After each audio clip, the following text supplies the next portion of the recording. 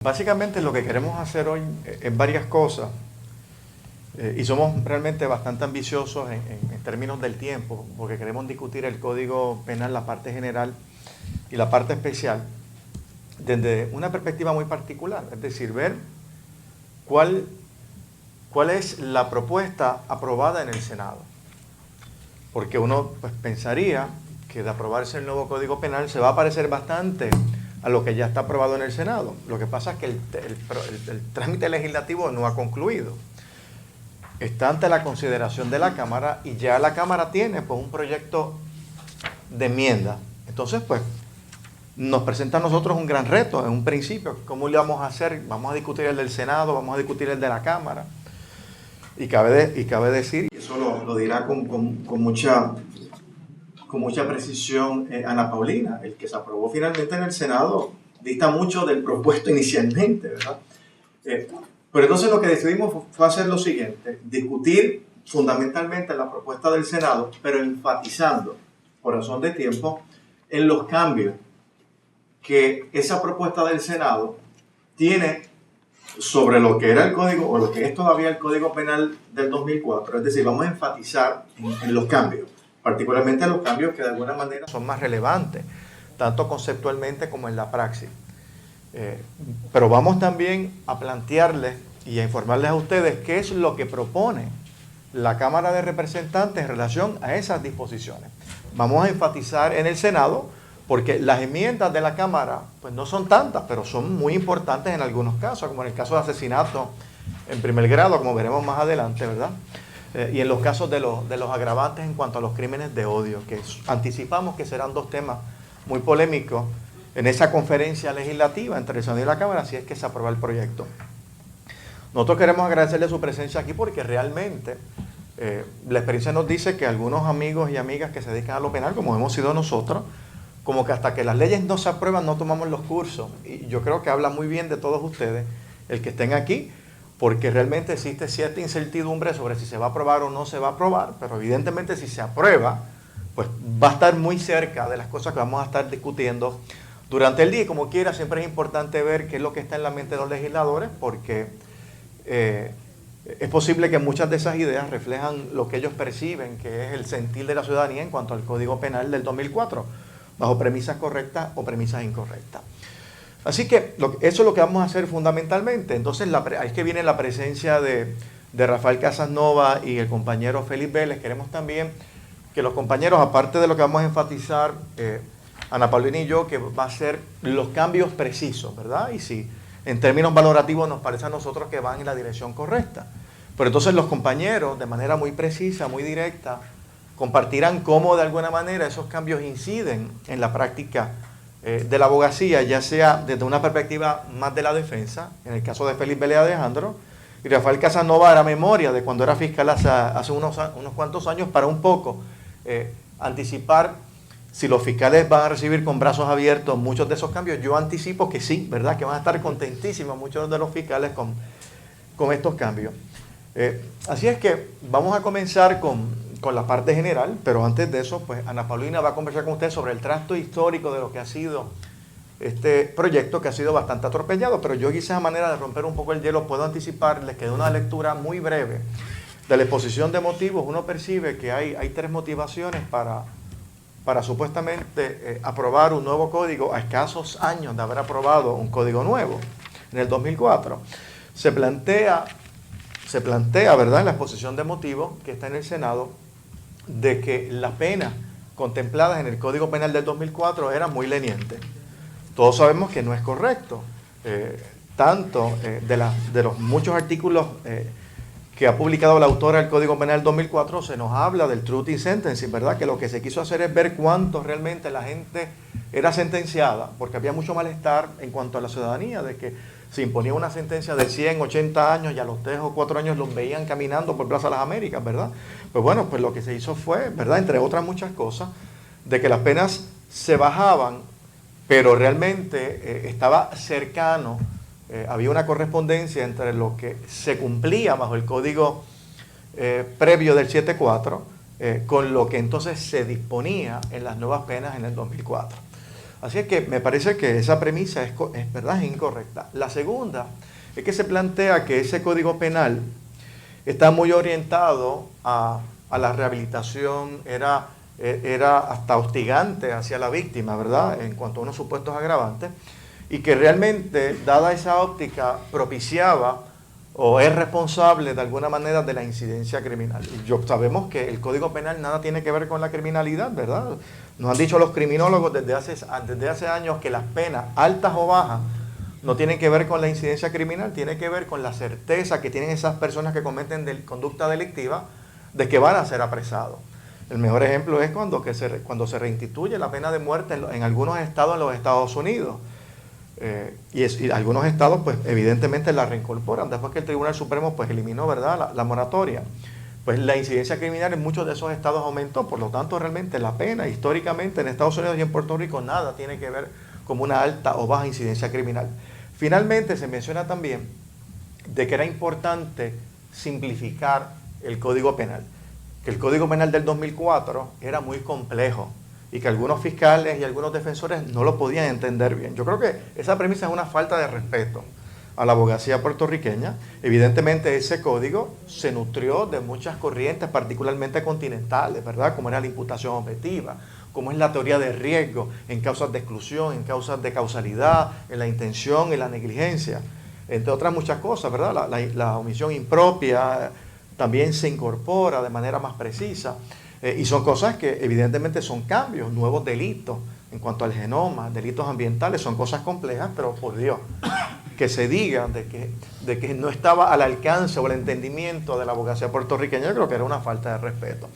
Así es que me parece a mí que bajo esas premisas, pues uno ya puede encontrar algunas preocupaciones con lo que ¿verdad?, se ha propuesto y que vamos a estar discutiendo durante esta tarde. Así es que, sin más que decir, pues les cedo el micrófono a la compañera Ana Paulina, que va a discutir sobre el trasfondo histórico inicialmente y sobre algunos aspectos de la parte general del Código Penal. Buenas tardes tengan todas y todas. Para mí es un placer estar con ustedes.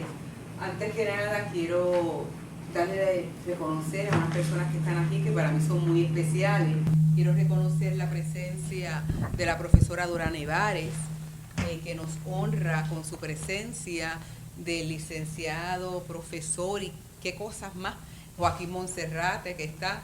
También quiero reconocer de Harry Andúcer, el distinguido abogado, profesor, Carlos Gallizá, el amigo Carlos Gallizá que está presente, está la licenciada Mariluz Jiménez, está Alfredo, que se me olvida el nombre, el segundo apellido, y mi querida amiga Luisa Virginia, que fuimos fiscales. Y nos gusta que estén todas estas personas que tienen tanta experiencia, porque va a ser un seminario que nos vamos a poder nutrir, sobre todo de los conocimientos de las personas que están aquí. A mí me toca hablar en este momento del trasfondo histórico, ¿no? Y es bien interesante, porque yo tuve la oportunidad, ¿me oyen bien? Sí. Yo tuve la oportunidad de a través de la Comisión de Derecho Penal del Colegio de Abogados, participar desde el principio, desde cuando se presentó el 10 de marzo del 2011 el proyecto del Senado 2021.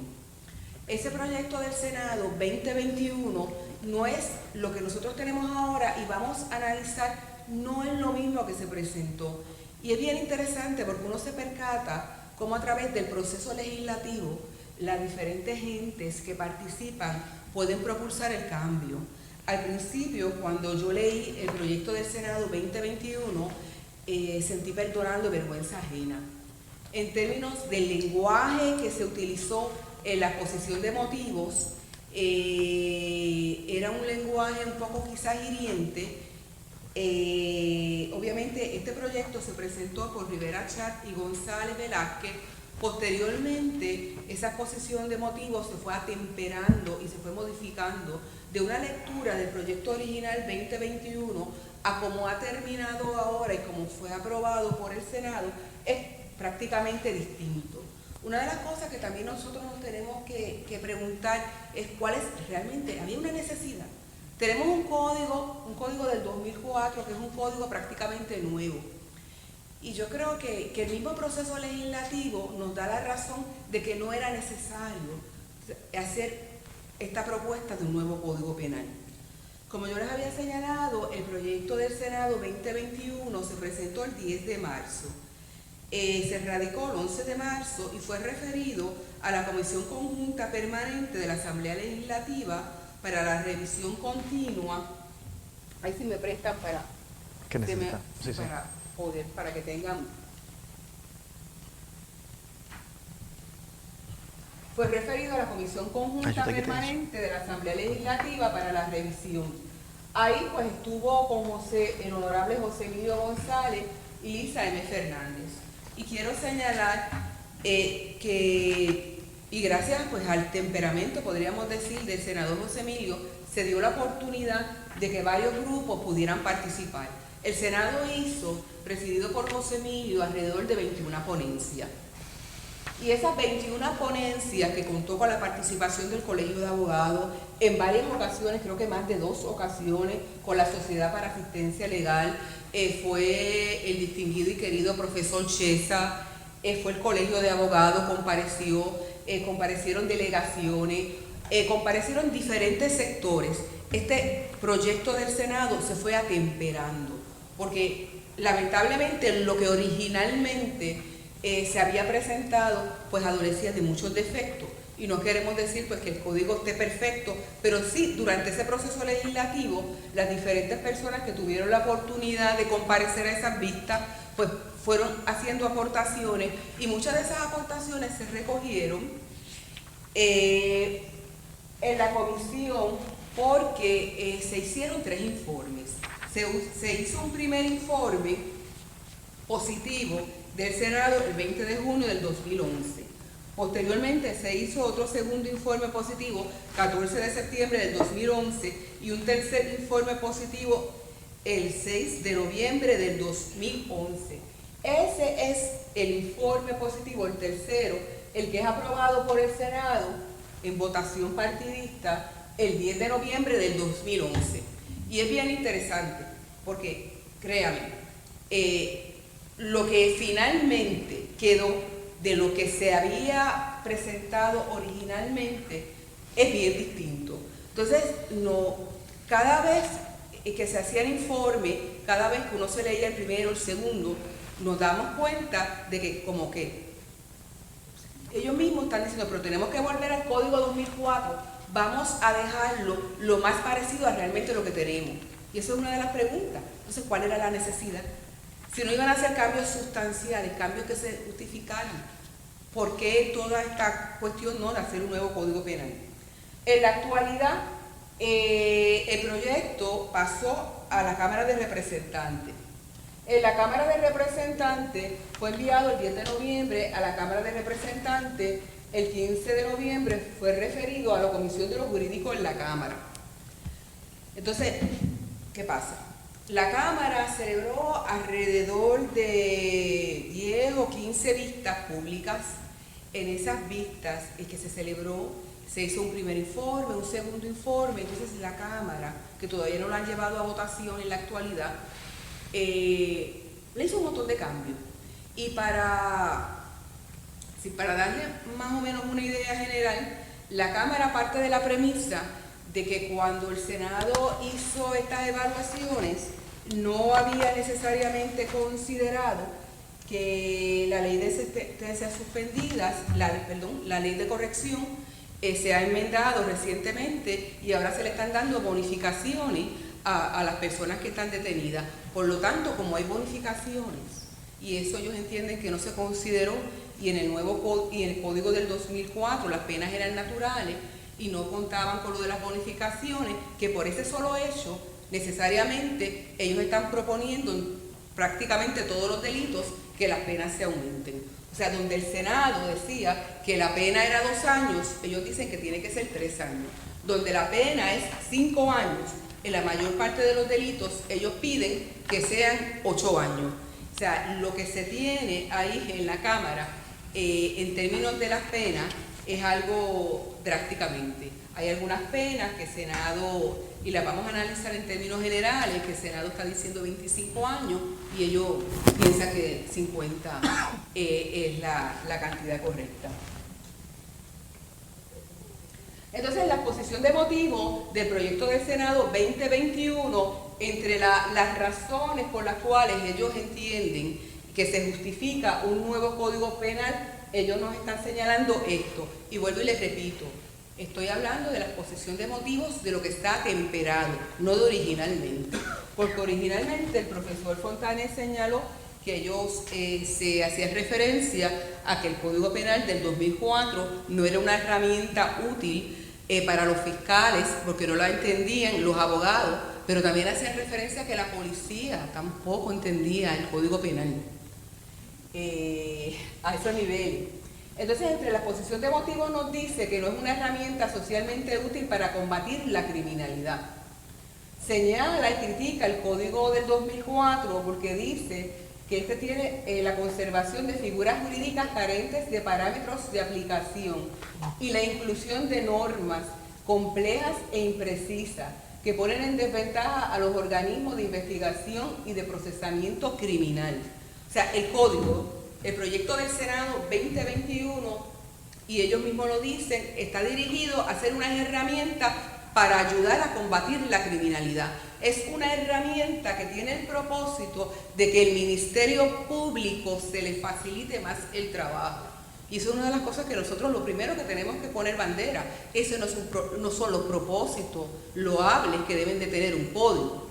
Queremos señalar que en el código propuesto hubo mucha participación del Departamento de Justicia, hubo mucha participación incluso, que me llama la atención, de la Oficina del Fiscal Especial Independiente, que tradicionalmente la Oficina del Fiscal Independiente en delitos que no tengan que ver de corrupción no dan la opinión, pero en este caso tenemos incluso una Oficina del Fiscal Especial Independiente opinando para que tengan una idea del delito de adulterio, porque en el código propuesto, el 2021, en el proyecto original se había dejado el delito de adulterio, se había eliminado. Posteriormente, y como entró en votación en el Senado, en el tercer informe se incorpora el delito de adulterio. ¿Por qué se incorpora? Porque la Oficina de la Procuradora de las Mujeres y la Oficina del Fiscal Especial Independiente establecen esta teoría que a mí todavía no puedo entender, y quizás ustedes me pueden ayudar, esta teoría que hay una relación entre la violencia doméstica y adulterio. Que si nosotros queremos erradicar la violencia doméstica, pues tenemos que volver a poner el adulterio, porque eso va a ser un freno para que exista violencia doméstica.